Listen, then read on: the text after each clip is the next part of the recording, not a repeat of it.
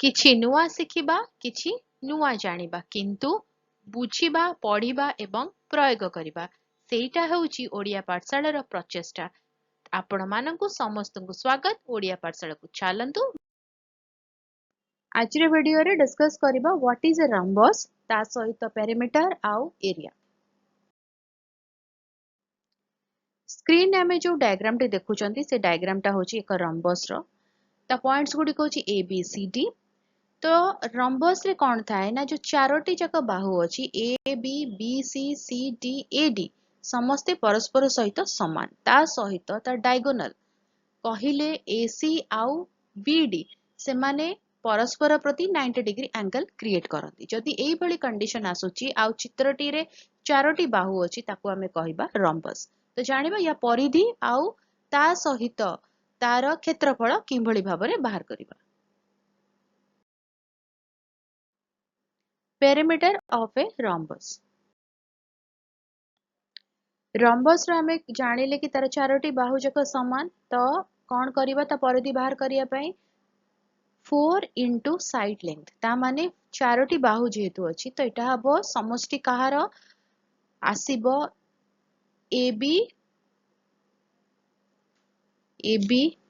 Plus BC plus CD plus AD।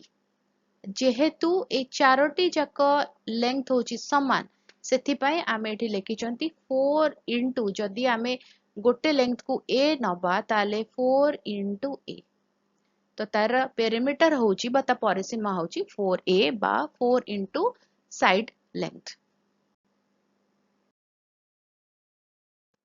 Area of a rhombus क्षेत्रफल बाहर करिबा।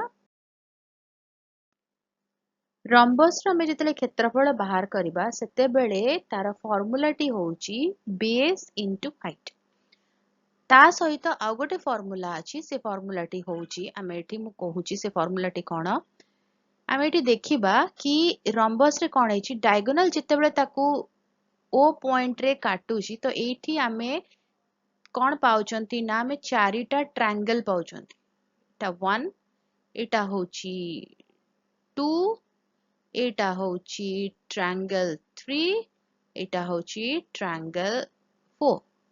तो ट्रायंगल जदि हमें चारटा ट्रायंगल पाउचंती तो ट्रायंगल रो एरिया में केमती बाहर करंती ना हाफ बेस इनटू हाइट करंती। तो सबु जगह रे हमें जदि गोटे वर्चुअल हाइट ड्रॉ करिबा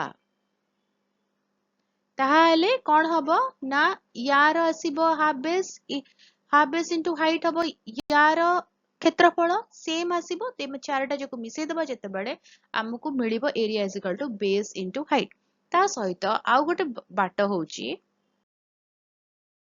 area is equal to 1/2 into d1 into d2। तो एठी d1 इंटू d2 केमती हैला मु जेमती कहली आमे जदि एटे रंबस को नबा ए भली भाबरे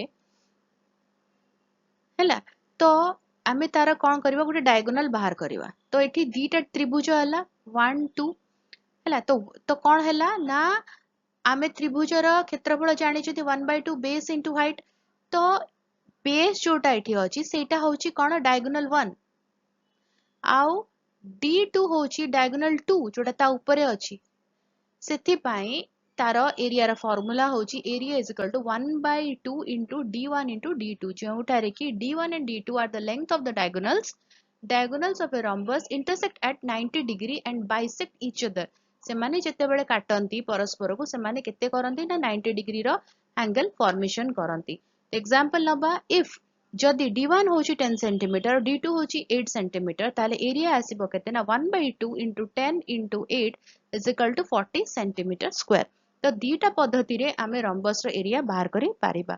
बुझी हला जदि को जगह रे बुझी हला नै मु कहला बेले बा डाउट अछि मते कमेंट लिखि जणेबो। आ जदि भलो लागला वीडियोटा टिके लाइक कर दबो वीडियो को तो शेयर करो चैनल को सब्सक्राइब करी बेल आइकन प्रेस करी ऑल नोटिफिकेशन को ऑन रखि था वीडियो अपलोड नोटिफिकेशन पहुंचीबो आमे मिसे की पढ़ी परिबा बुझी परिबा एवं जानि परिबा। ताले देखा बा के वीडियो रे भलो रे रुह सुस्त रे रुह मते अनुमति दियो। Bye bye.